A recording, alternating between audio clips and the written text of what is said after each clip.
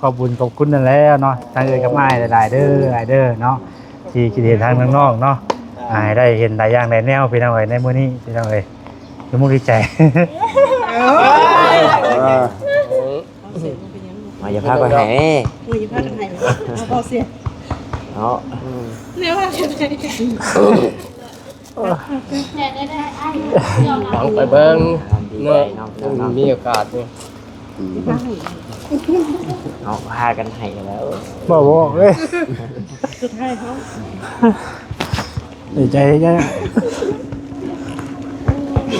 สุดท้ายชื่อ บ่บ่เอาได้บัดนี้พี่น้องเนาะ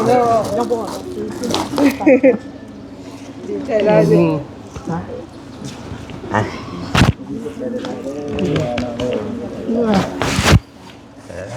เอาเด้อ จะมา โดยน้องว่ามาพิซซ่าจะเป็นมีขบูดิ ชื่อว่าได้พี่น้องเอ้ยบ่ใช่ก็ได้ เฮ็ดแล้ว แค่ เฮ็ดแล้ว บางสิ่งก็ ไม่เห็นเนาะผมเคยเห็นก็ได้เห็นนั่นแหละ โอ้ยโชคดีเด้อโดย ไปแล้ว ต่อ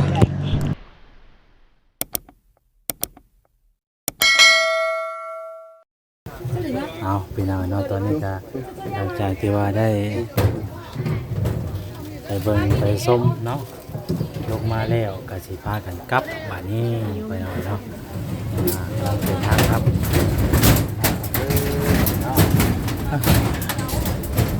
ครับป้าก็ได้โอกาสได้บ้านเนาะโอกาสจะมาใหม่โดยเอาโอเคไปนอนนอนแล้วเนาะ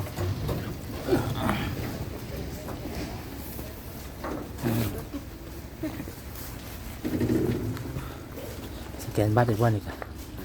นั่งพอๆนะผม พักผ่อนได้บาทนี่เนาะวันพักผ่อนบัตรยังไงคักโอ้ย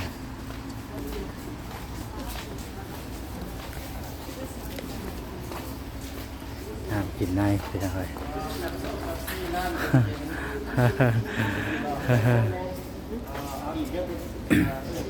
น้ำเย็น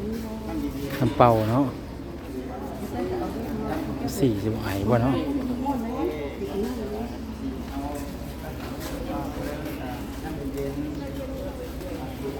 แบบ4บ่อยมีแต่แบบ4นะว่าเอาน้ำแบบ4ธรรมดาแบบ4ก็ได้เอาช่องอีก2อันก็ได้แบบ4 ซี่บอกเราอีกเด้อ แบบ4ซองโดย ๆ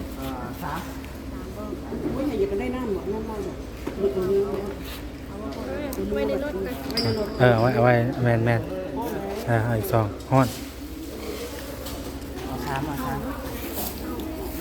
อืม เอาแต่ว่าม้วน ต่อ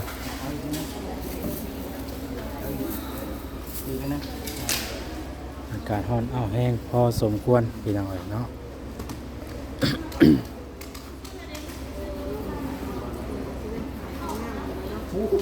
ห้อนแบบนี้ได้เยอะนี่มึงจะไปดูบ่นี่ อ๋อกินใหม่แล้ว โอ้คิดไม่ เอากินใหม่แล้วสิได้แยกทางกันไว้ไป ยัง นะ นี่เลยเหรอ เอ้าทำว่าเท่ ไม่แยกจะแยกใช่ เมื่อบ้านได้แบบนี้ได้เอาเมื่อบ้านได้แบบนี้ ต้องคือกัน เอาเนาะเมื่อบ้านได้บาทนี่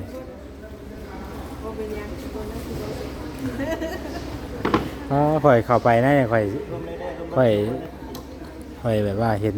นั่นน่ะก็มันง่ายบ่เป็นพี่น้องเนาะ ง่ายบ่เป็นพี่น้องจักจัวได้ใดมันงามเนาะงามหูงามตาเคยว่าสิมีแบบนี้พี่น้องเนาะเข้าไปได้โดนโอ้ย แกะสลัด นั่นซาลาเปายังน่ะฮะ ไม่ตาเอาได้กิน เอา2 อัน เอาไปเลยเลย เดี๋ยวเนาะไปห้องท้องนั่นนะ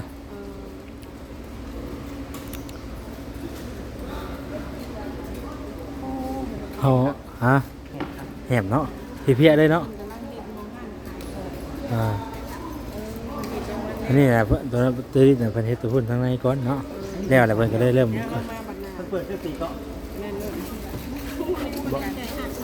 โอ้กำลังมาเฮ็ดเคยได้ยินว่าอัน FC เพิ่นมาบ่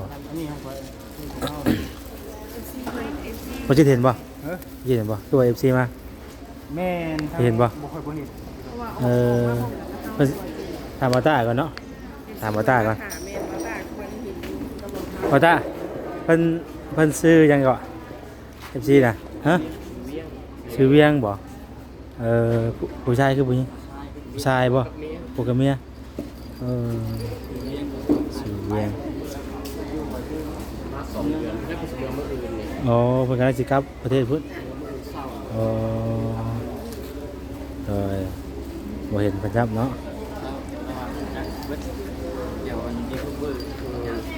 อ๋อ แต่นี่บ่มีโดใช่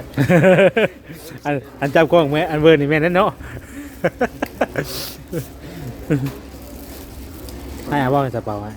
กำลังต้นไอ้นี่ ให้เอาบ่เอาบ่ซาลาเปา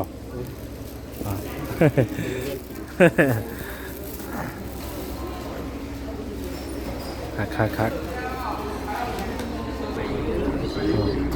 รถท่องเที่ยวกับมาลายพี่น้อยเนาะเป็นรถเมล์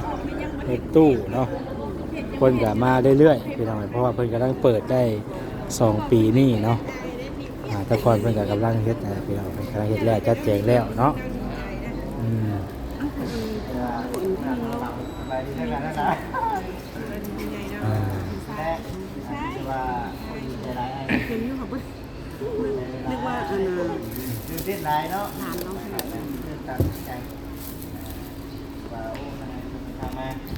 จะว่าเขาจะถ่ายบรรยากาศ ที่บ้านเสื้อสีแดงมันแห้ง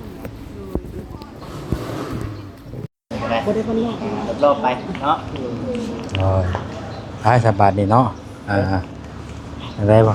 เอาได้บ่ อ๋อเบิ่งก่อนยังว่าไอ้ก็ไปแล้ว ยังเสมอกันบ่ มือก่อนบ่มือก่อนนี่เนาะ ผ่านน้อง อ๋อ มาแล้วก็ โอ้ ห่อนเด้ มันห่อนเนาะระวังมันห่อนในเรื่อง คอยกินน้ำ สองมือเลยจ้ะ ในเรื่องของห่อนเลยเท่าเนาะ เอาให้แม่เล่นบ่ในเรื่องผมอยู่ผมกินเท่าอะไรเท่าลงระวัง เอ้ยโอเค ระวังผมอยู่ผมกิน มาเด้อได้เจอมาเด้อ ใจลายรอบ่ทั่ว รอบ่ทัว ตักอยู่เนาะนะบ่ครับผมก็ รอบ่ทัวลายอย่างไรเนี่ยให้เบิ่งเนาะ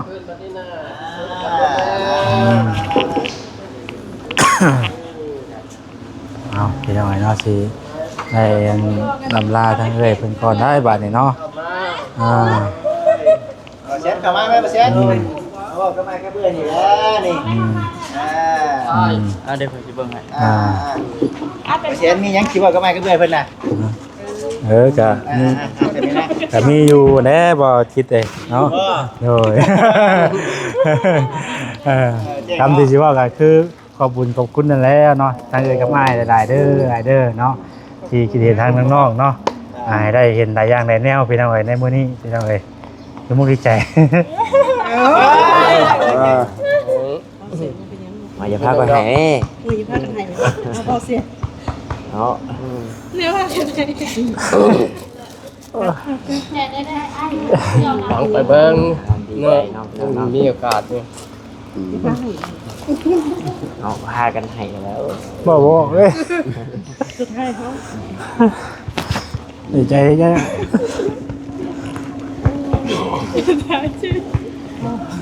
บ่เอาได้บัดนี้พี่น้องเนาะ เราบอกดีใจได้สิ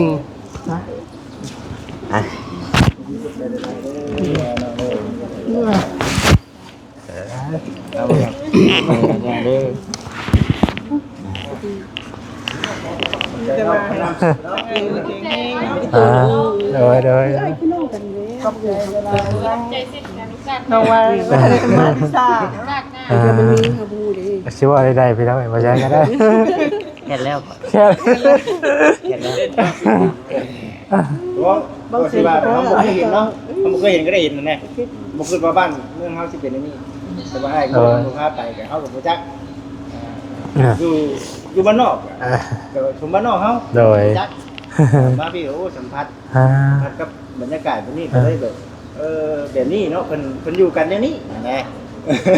เพิ่นอยู่กันอย่างนี้ซั่นนะพี่น้องคือว่าคือคนว่าเนี่ยคนบอกจากบ้านเรียนร้านเรียนไกลพี่น้องเนาะผมบอกไปหาเฮียนห้องมีความรู้กัน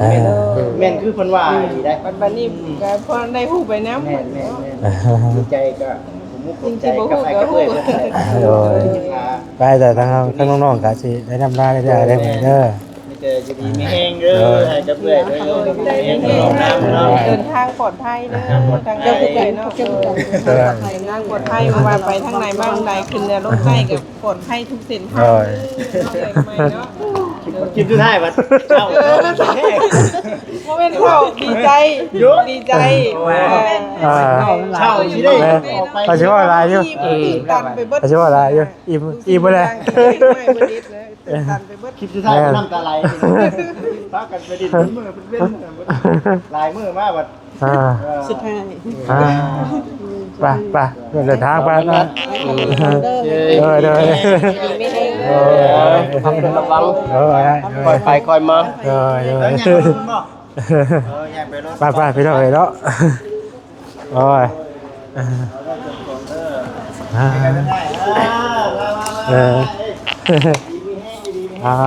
เนาะกับปลาก่อนเลยเนาะดีมีแห้งดีมีแห้ง สวัสดีโซเดียโดยไปโดยไปเอาไปเลยไปเลยตัว แห้งเปล่าบ่ได้หรือเปล่า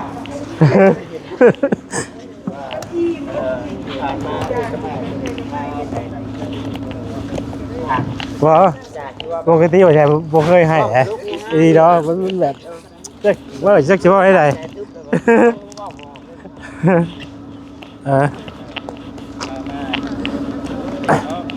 ไปขอใจก็รู้สึกพูดที่มันถึกซอยแล้วบัดนี้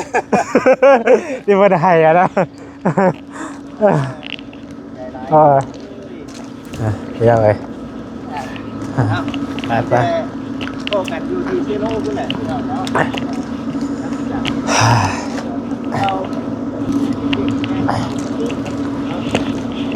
ขอภัยนะเพลายไปหน่อยว่าสิว่ามันว่าบอกให้พี่น้องเนาะครั้งแรกได้หัวใจกันนะที่ตื่นตันในสิ่งที่พระอ้ายเป็นภาพไปนะแล้วมันดีใจแห้งก็ยังบอกเลยเนาะถ้าสิเข้าดีว่าเนาะฮะโคมเลยดิโอ้ยตายเป็นได้ป่ะครับบ่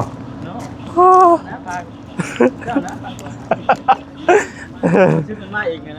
นาะ เดี๋ยวเช้าอีกเทื่ออะไรบัดนี้ต่อไปไปทำไมไปให้ออกก่อนได้เด้อให้ออกก่อนได้ไปออกก่อนไปทำไม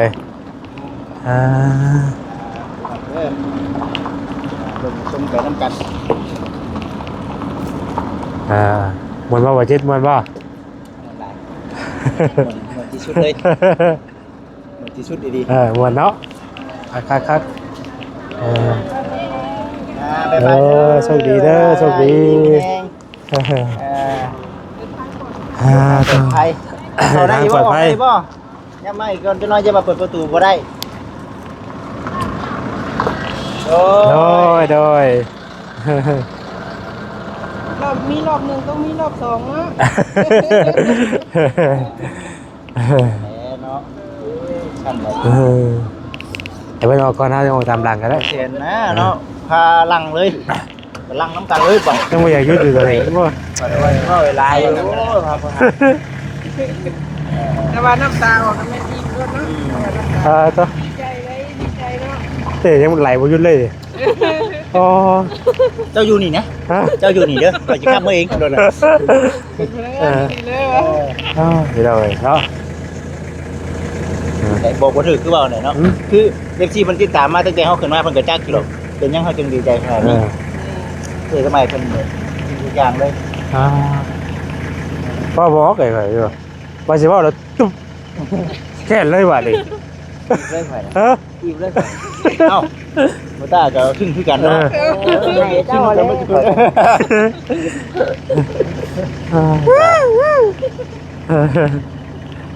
เพราะแบบจักสิหาคำได้มาเว้าไอ้เหี้ย แต่มันตันหมดเลยได้ไปหน่อยก่อนก็ได้เอากระจังเมื่อเลยบัดนี้ครับจะพากันลงทางเลยเนาะ ลงโลกบัดนี้ ตอนนี้4 โมงไป4 โมงไป เห็นไงก็ได้ ตรงมาเลยแล้ว ไม่เอาเอ้ย ตรงมาอีกบ่ เอาแล้วโดยโชคดีเด้อโดย ไปแล้ว ต่อ เรื่องทาง ปลอดภัย ปลอดภัยเด้ออาจจะเพื่อน ไปแล้วเว้ย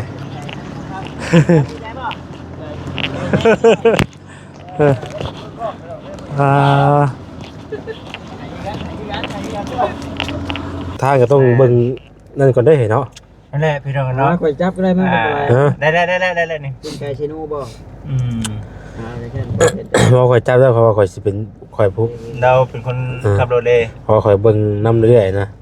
เพราะว่าเป็นยังพี่น้องเนาะจึง พากันน้ำตาลำน้ำตาไหลหนึ่งคือ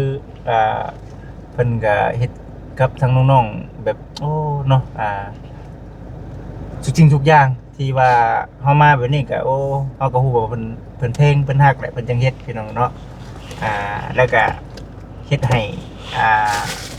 น้องๆเนาะบ่แบบง่ายๆคือ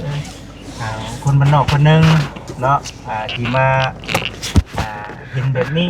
มาสัมผัสแบบนี้เนาะก็น่าก็เพื่อเพิ่นบ่พามาแบบนี้เฮาก็โปรจักว่าเพิ่นอยู่แบบใดเนาะบ้านเมืองเฮาก็เจ้าพัฒนาไปฮอดไสแล้วนะกันเพียงแต่ เพราะมันมีทางโค้งอีกหน่อย กันเพียงแต่มีทั้งเฮาเองนี่คือสิบ่มีความสามารถที่ว่าสิมาแบบนี้ได้ ในว่ามันแบบ แม่ สิมาได้ๆนะมันโอ้ย แม่จังว่านี่คือว่าออกจากใจเลยพี่น้องเนาะ เอาอีกนะคนนี้ แม่นก็คือ FC ฮู้เลยแหละเนาะที่ตั้งแต่เริ่มแรกมาก็มีแต่อ้ายเอ้ยเพิ่นแบบเคเบิดเนาะว่าแบบนี้ว่าแบบนี้นะพี่น้องเอ้ย อย่าง อย่างแนว จริงทุกอย่างแล้วก็ พอต้องออกคนได้นอกวนออก เลย เอานี่เด้อนี่นะ แต่ว่าอย่าว่าบนเอาเนาะ แล้วก็กุมหักกุมแพงเพิ่นนั่นแหละพี่น้องแล้วก็เพิ่นบ่ฮักเพิ่นบ่เฮ็ดกับทางน้องๆได้เนาะเพิ่นฮักเพิ่นเพลงดีใจหลายบัดนี้ก็เป็นมื้อสุดท้ายที่จะอะไรได้เดินทางไปบ้านเมื่อเฮือน ก็เลย เราก็ยังบ่ฮู้ว่าทางไหนเพิ่นไปสิเมื่อบ่เนาะ แม่น ยังบ่ทันรู้เป็นจังไดแต่ จังไดก็ตามแต่ ตามเพิ่นนำกัน ถ้าเพิ่นเมื่อเฮาก็ดีใจ แม่น ถ้าเพิ่น อันนี้ก็ถ้าติดตามเบิ่งนั่นแหละ ถ้าเพิ่นยุ่งยากกับเรื่องงานเฮาก็เข้าใจ ได้รับความสะดวกทางไหนเพิ่นถ้าเพิ่นมีโอกาสอยากเมื่อก็เมื่อนะ เพราะว่าเฮาก็ฮู้อยู่ตั้งแต่เพิ่นมาแหละ อีก เพิ่นไปตลอดพาไปตลอดนะบ่ได้พักผ่อนแล้วก็เวียกที่ว่าสิมาบ้านเมืองเฮายังบ่ทันเฮ็ดครับพาไปเที่ยวกันเลยเนาะว่าโอ้ยบัดเท่านี้แหละพี่น้องเนาะชีวิต แม่ข่อยอยากว่าเรายังบอกเลยนะมาคิดใช้อันตอนที่ว่าเฮาไปทุกแต่ละหม่องนั้นมันหลดโอ้ยนะ พากันว่าอายุกับบ่ใช่ ทั้งหมู่ครูทีมงานนี่แหละอ๋อเนาะว่าเบิดได้บ่ซั่นเนาะชุดได้นี่นะเฮาบ่เคยมานะ มองบ่เคยไป แม่ มอง น บ่เคยเห็นก็ได้เห็นได้ไปเนาะ ตะกี้น่ะพากันเว้าอยู่ว่ายังแต่เวียงจันทน์นี่แล้วยังบ่เคยได้มา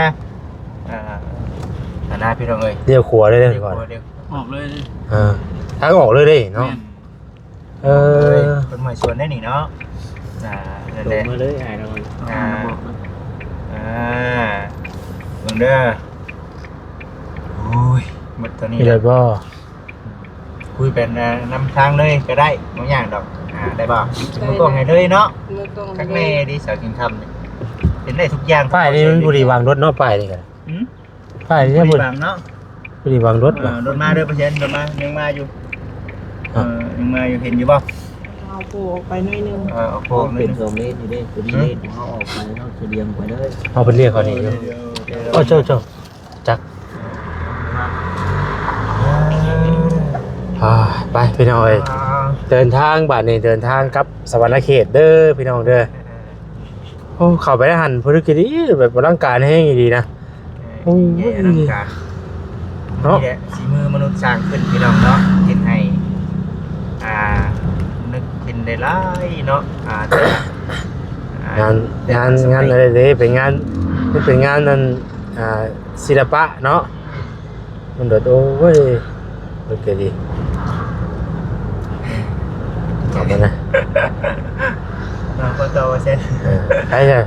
นี่จบคลิปแล้วเป็นพ่อเขาให้ก็จบคลิปแล้ว ได้แล้วเช่นนี้ก็ได้เนาะเอามิเตอร์ต้องมาจิตเองกับพ่มด้วย พี่น้องเลยเนาะ